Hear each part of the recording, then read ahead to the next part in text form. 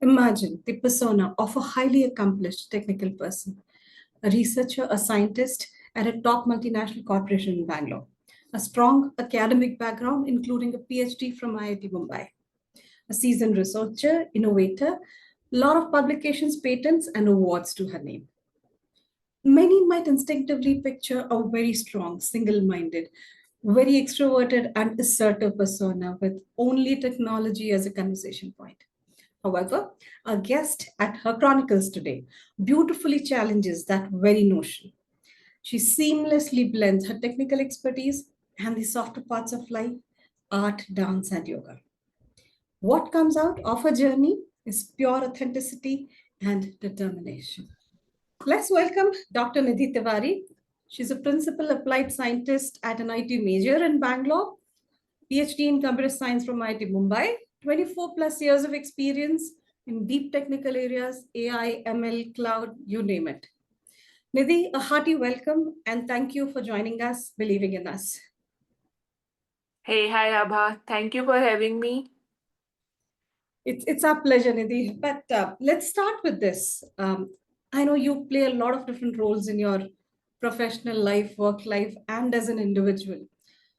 What are the adjectives you like to describe yourself with, and what are those roles? Okay.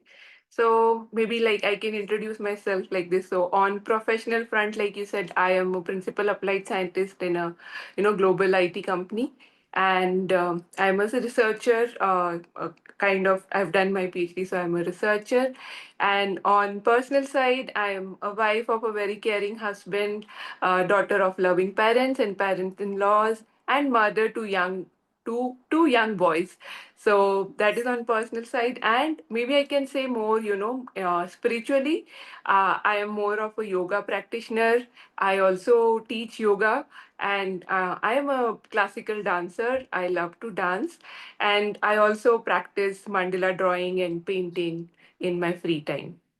So these are, the kind of things that I do on daily basis. And, if I have to describe myself with three adjectives, I think that one would be adaptable, second would be resilient, and third, which I have discovered is I'm also courageous. So yeah, most of it is like I have discovered over my journey. Wonderful. A lot of different aspects to your persona. But let's just address the first one first, right? What is an applied scientist? In layman terms, right? How do you describe what do you do for a living? Okay. So I think now it has become easier for me to explain my current role. So I Mhm. work in AI/ML area, and now with ChatGPT becoming so popular, a household word in India also, everybody knows that what is ChatGPT. You ask it a Yes. question and it will reply you in your language, what you can understand. So, as an applied research scientist, I actually work on such models. So, there is a model behind this particular interface or the application that we are using. So, I work on variants of that model, which is Okay. called GPT. So, kind of work on developing them, using them in different applications for different features so that we can, kind of make them more intelligent. For example, the simplest thing that is, say, Insta recommendation system that you see now. Uh, In back end, they also use something like these kind of machine learning models, AI models to recommend that. And those are, the models which are developed by people like me who are working in this AI/ML domain as researcher and yes. scientist. So that I am one of the person who is behind such technology. We are proud of you, Nidhi. Yes. I mean, as in my role, I talk to customers, we leverage and we sell these models and we try to deploy it for them. A lot of work on these models happens in India by women around us. Yeah. Switching gear slightly, right? You talked about the softer aspects, yoga, dance, painting. Normally, people go into these things to unburden themselves from the work pressure, right? And that's when they start looking, moving towards yoga or other hobbies. Is that your journey too? How did you land with becoming a yoga teacher and other softer aspects? How did you reach there? Yeah, so I started yoga for fitness. And then while practicing yoga over 2 to 3 years, I kind of realized the changes in my, per se personality, in my outlook, in the way of dealing with situations, with people. So it actually, kind of affects your body, mind, and, kind of soul. And that is so true. And to learn more, in deep about this, like how it actually works, I even did a teacher training program. And that is where, we were taught that, how which asana works on which body part, how it works, and then how it helps balance your kind of different energy flows, right? So in spiritual side or in Ayurveda, it's more about energy flow that is there in your body. How yoga and meditation, pranayama helps it balance different energy flows, different chakras. And then I realized, yes, it was actually kind of that is why it was helping me. And now I took kind of the responsibility to make others also benefit from this.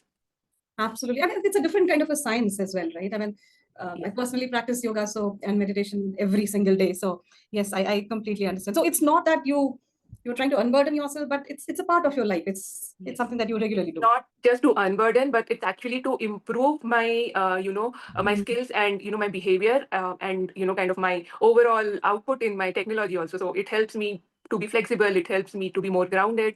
It helps me to be balanced. And it's not just during the practice; it's actually throughout the day. And the more we practice, the more we can inculcate those things into our, Yeah, lifestyle. absolutely. Absolutely. You have had many transitions and transformations in your life.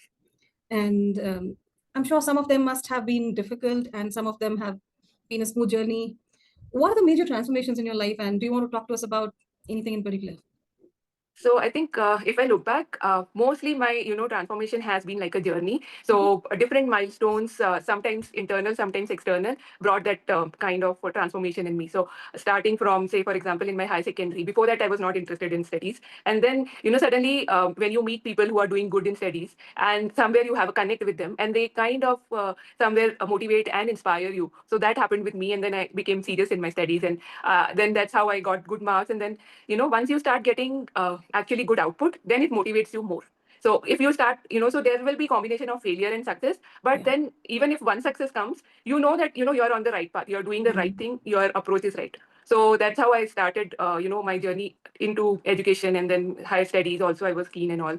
Then when I got placed in a very good company after my Mhm. degree, where again there were failures initially. I was not getting a placement and all, and so those were kind of again making me low. But then again, when an opportunity came, I was like, let's try it, and I went for it even without much of preparation, and I got placed in a very known company in India, and that was again a transformation for me, where I left my house and went alone. So after graduation, I was living alone to do the job. Then that was one transformation which gave me kind of confidence that I can do something. That was a very good kind of push for me, and it increased my confidence. So that's how I see that every milestone transformed some bit of me. So sometimes it was like motivated me to work hard. Sometimes it motivated me to be confident that yes, you are good enough, you can do this. And then that happened was my PhD, where it was slightly a long journey, but Mhm. then through the journey I definitely became more resilient, and I understood the kind of support that I get from everyone if I ask, if I kind of tell them that I need this. So there is where one transformation came, that you need to ask for help, you need to ask for support, and it made me more resilient. And then again, I was in the same company for years, like 20 years kind of. Wow. So I was in my comfort zone there, and then changing the job again was a lot of hard work, because Mhm. nowadays interviews are really tough. So clearing them is also tough, and coming from that comfort zone where you actually are not used to answering anybody, like I'm doing good, but then there you have to explain everything, answer it, and again earn that respect and trust. So that again actually made me very bold. I mean, that process of changing job and then coming in this multinational company, which is again world renowned company, made me really bold and open to talk to people, to take on the world kind of thing.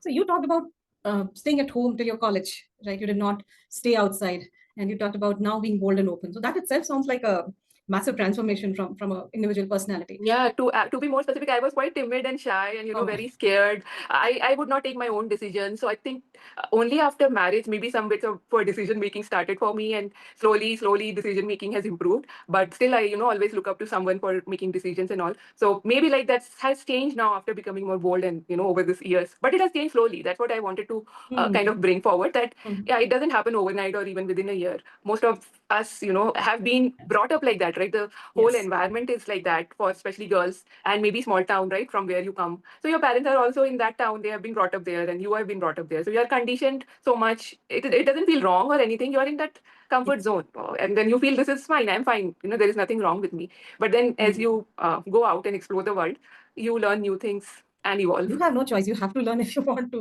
But in the technology domain, you take your decisions and not the models. Oh yes. I remember when we were discussing earlier, right, your PhD journey, where you broke a lot of societal norms, these standards. It wasn't an easy journey for you. You had children, you had small children, you left them and went to Mumbai to do your studies there.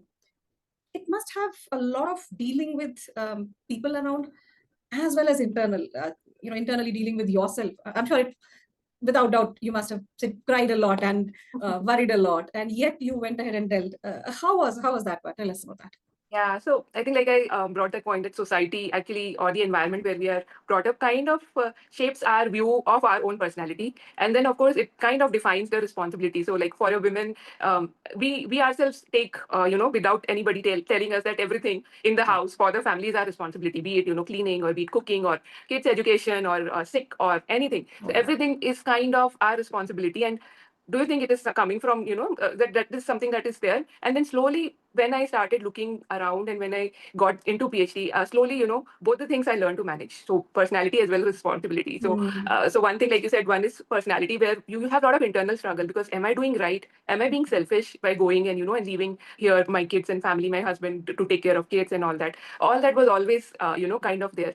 But then there was another part of my personality also that wanted to do it, that this opportunity has come and I'm seeing that I'm capable of doing it. Not everybody gets this opportunity, very few people. So I Mm. cleared my entrance exam, I cleared the couple of rounds of interviews. So now not everybody gets this kind of opportunity that they clear also, and they are there now at that point. If I have to decide, then there was one thing that, okay, I think I can do this. And then I looked around at my responsibility part, that how can I manage it. So then when I spoke with my family, and then I came up with a very structured arrangement, that how the things will flow Mm. when I'm not there, who will take care of what, and then how often. So every month, almost every month, or any milestone for kids or family, I would fly. So that way I kind of put up this whole management thing, like we all say. But yeah, I mean, I always used to listen to these motivational songs every Yeah. time, inspirational songs, which would keep me up at every night. Mm. Whenever I would be alone, I would feel low, I would be like, okay, I need motivation, so I would look out for motivation and get it. And external voices were always there. So Mm. be it friends or family, especially when I took the decision, family was like a little bit apprehensive, Yeah. that how can you leave kids and go. But then slowly when I started the journey, and I shared my experience with them, what I'm feeling with them, they all were kind of on my side. They all started supporting. And then on the friend side and on unknown people side, anybody would come and tell me, oh, your kids would be missing you. And then I'm like, okay, yes, I'm also missing them. They are missing me. I'm missing them. But they're doing fine. I know they're healthy. They are being fed nicely. They are being Mm. taken care of.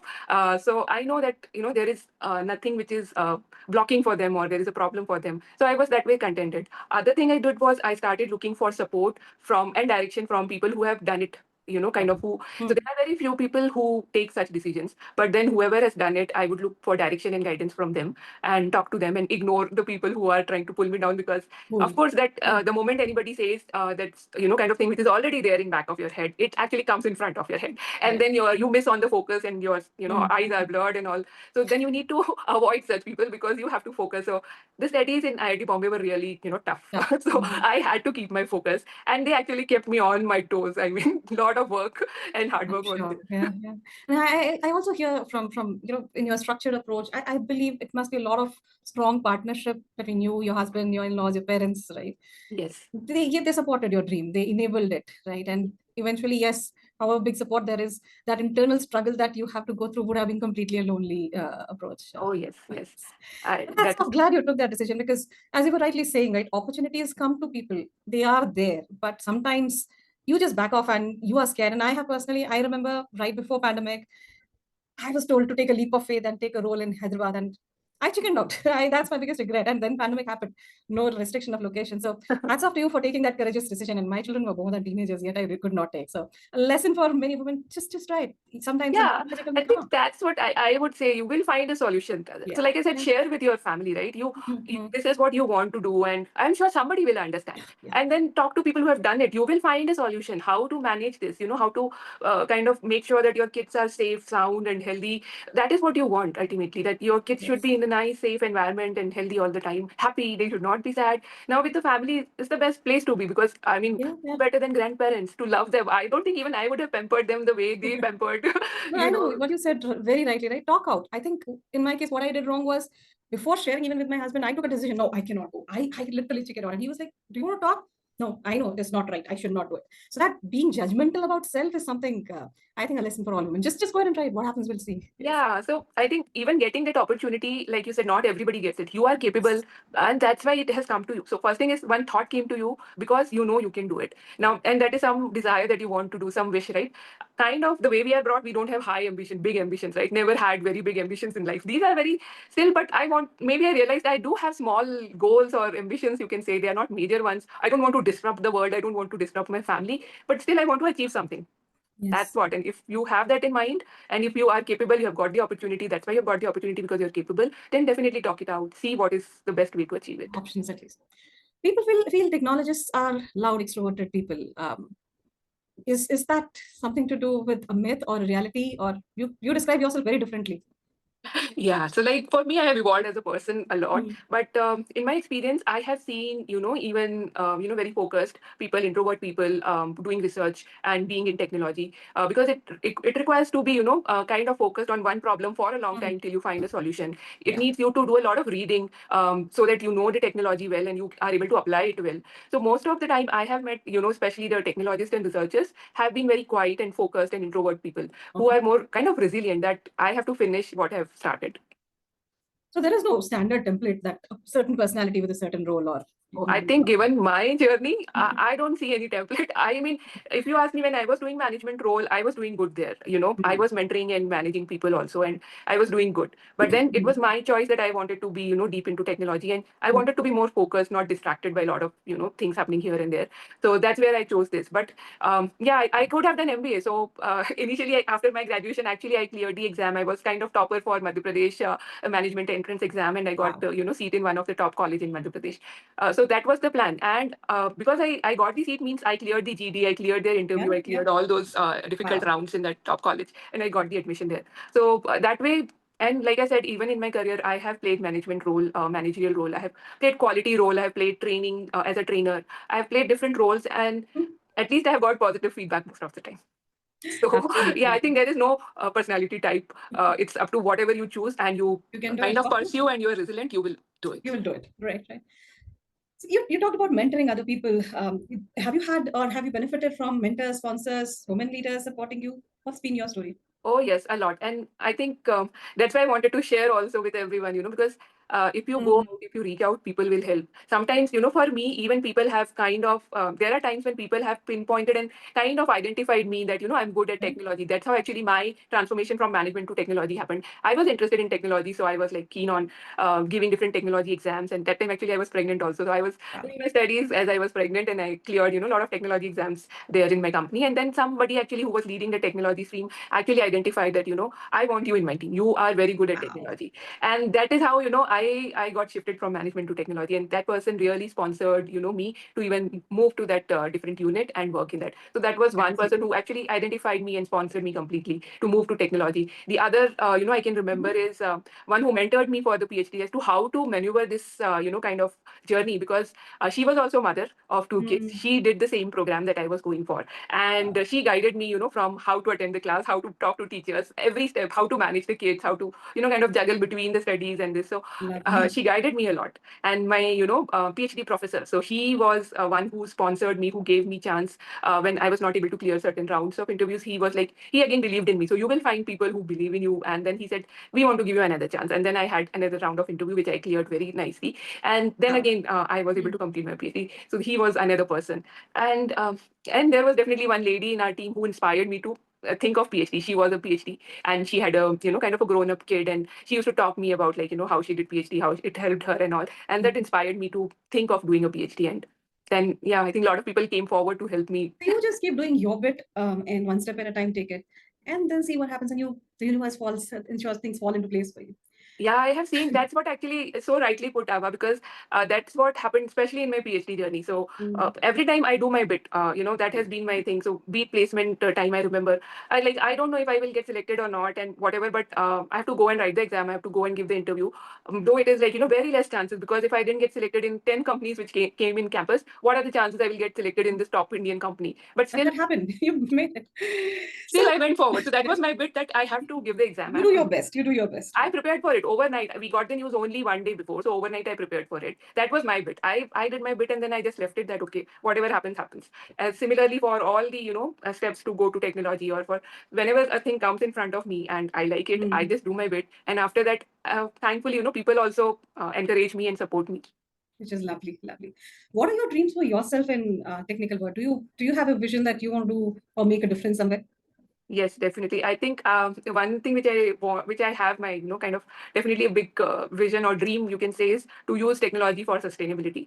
So with this water crisis and all this kind of pollution and all, so that is something which I see every day and which disturbs me a lot. And I know that technology has evolved a lot, and we can use it for doing better in a lot of spaces. So that is one That's of my amazing. dream, that someday I will do something very much if not big, small. So again, I don't want to be like very ambitious, but start small wherever I can. Do your bit. Do your bit. I have my ideas, but I think I'm so busy with my lot of other things.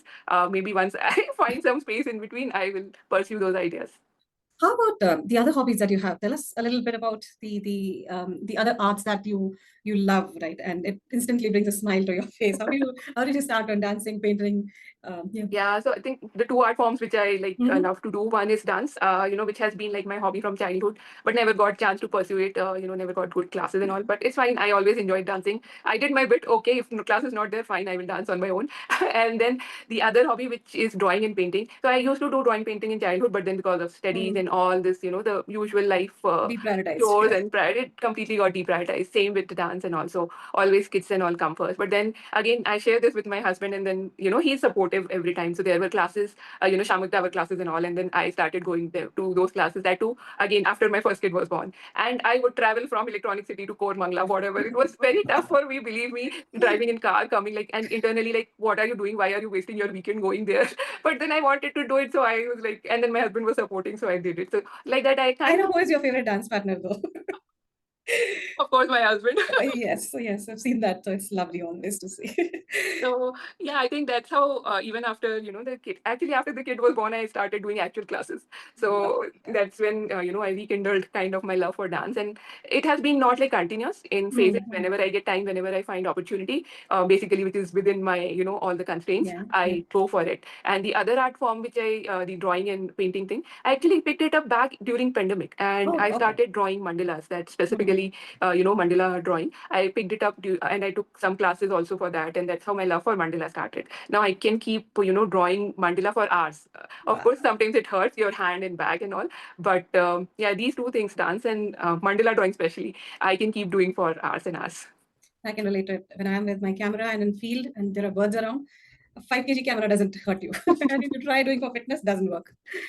In our world, many of the times women are still asking this question: technical or management field. Young girls, less than 10 years, when they move towards their family way, I still get that question a lot. But I want to hear your view. What would be your advice to them? That should we stay technical or move to management? I think with the changing things, the industry is evolving very quickly. And now we are seeing, with this AI thing, a lot of automation happening, a lot of things happening. So being technical is kind of very much essential today. You have to stay, technical, because that is what will keep you up to date. Otherwise, even if you want to play a manager role, you will feel like out of the place. So because technology is evolving very fast. Before it was like, when you become a manager, you know certain things, you're confident about it, and you can manage people and make them work and all. But now, if you're not technical, you will not get the respect. You will not get the respect, kind of required authority as a manager. So definitely everybody, I mean, be it a technologist, if you love technology, or you love management, in any case, you have to stay close to technology. Recommending stay connected always. Always. Irrespective of which, there's no separation. It's a single path. Yes. All right. Cool. All right, let's have some fun questions, Nidhi, right? Ambition, are you ambitious? Do you prefer being ambitious? Do you want to have some achievements, or being in the present? What's for you? I think currently it's being in the present. Awesome. If you could have an AI-powered gadget or a robot to help you with your daily life, what would be it, and what would the robot do? Yeah. I think we have got a lot of robots now doing a lot of house chores. I think one house chore which I definitely today, kind of find difficult is dusting. That is like which needs very, minute places. How do you go and dust and all? So I think that is something which I want. It has to be flexible. It has to be, precise, and it has to be very much vigilant that see the dust wherever it is and then clean it. If you want your robot to do some yoga poses, what's your favorite yoga pose for you and for the robot? Actually, for a robot, I would give robot some of the balancing kind of asanas. So if I can teach them some of these balancing asanas, which will help them stay grounded. So Okay. I would like to teach them those asanas. What's your favorite asana? I think I love tree pose. Where you are standing on single leg, balancing. So it helps you stay tall and calm, and spine is erect. So very peaceful pose. I love that. Yes. If your mandala art form could come to life to interact with the world, what would it do? I think it would make the world go round and round because mandala is all about circles. Yeah. And, like we always say, life is like a circle, world is round. So, yeah, I think Okay. mandala would make the world go round and round because we always come back to the basics, like we say. Fact. And we evolve slowly from small to big, right? So that's how the mandala circles also work. Philosophy that brings along with it. Yes. Yeah, that's what I love about mandala when I'm drawing. I mean, a lot of philosophical things are going in my mind, and your mind is so focused, drawing Wow. small, small lines one at a time, going from inside to outside, like this. You describe it and bring so much calm there. Nice. Yes. What's your favorite guilty pleasure? Hobby or nothing to do with serious hobbies, but guilty pleasure? Of course, watching web series, screen time. Okay. Any specific genre? Yeah, I like, kind of mystery. Okay. Okay. Mysteries. Wow. Very different. Didn't expect that. Food or sleep? Sorry, Food or sleep? sleep. Sleep, not Oh, foodie. yes, yes, sleep. I mean, I miss sleep. Somehow, now my head is always working. Some or the other thing is going in my head. So I would love to sleep. I mean, whenever I can sleep, I get a good sleep. Okay. If you had a time machine, right, and you could go back in time or in future, you want to meet your ancestors or future generations? I think future generation things Okay. are evolving very fast. I want to say how, where it will go. Okay. And can we, bring some groundedness there by teaching them maybe yoga? Learnings, yeah. Would you rather write a book about your journey or star in a movie about it? I think I am a, music buff, so star in a movie. Okay. Would you rather take a solo trip to the mountains or a fun trip at the beach? Solo trip to mountain. I didn't expect that. Okay. Do you want to take a tech detox in nature or spend time experimenting in new technology? Tech detox. I think technology is evolving very fast now, very Hmm. fast. So Hmm. I think for some time I want to take a detox. And the last one there, would you like to clone yourself to be able to, spend time with all your hobbies and tasks, or freeze time and take a breather? Freeze time and take a breather. For a yogi needs that should have been Yes. nice. All right. Nidhi, thank you. Thank you for making it so much fun for us, bringing out the calm and peaceful, yet the AI, ML, and the chat GPTs of the world, teaching us about that. As we end the conversation, any thoughts you would want to give to women population to encourage them to do something beyond? Anything else you want to add there?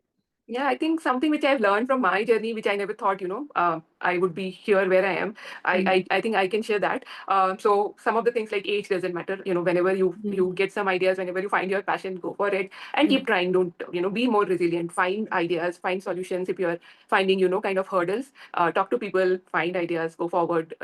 Take on the world that you're kind of want to achieve. So that is Don't something. hesitate, right? Just go ahead and try it. Do Resilience. your bit, like you said, one step at a time. Just keep That's going. lovely. Nidhi, my biggest lessons from conversation with you, right? You have taken some of the toughest decisions that many of the women think twice about doing it. And I think that's the message that we should definitely take ahead. And I want all our women listeners to don't think twice about yourself. Give yourself an extra chance. Do not be afraid of moving slowly, but if you're standing still, that's something you may want to be afraid of, right? Nidhi, thank you so much for being with us, joining us. Really, really appreciate and loved this conversation. And yeah, we'll like to hear and we'll wait to hear what our audience has to say. But thank you, and till we meet again, see you soon. Thank you, Abba. Nice talking to you. You are also one of my biggest supporter and Always. inspiration. Thank you. Thank you. Take care. See you soon. Bye.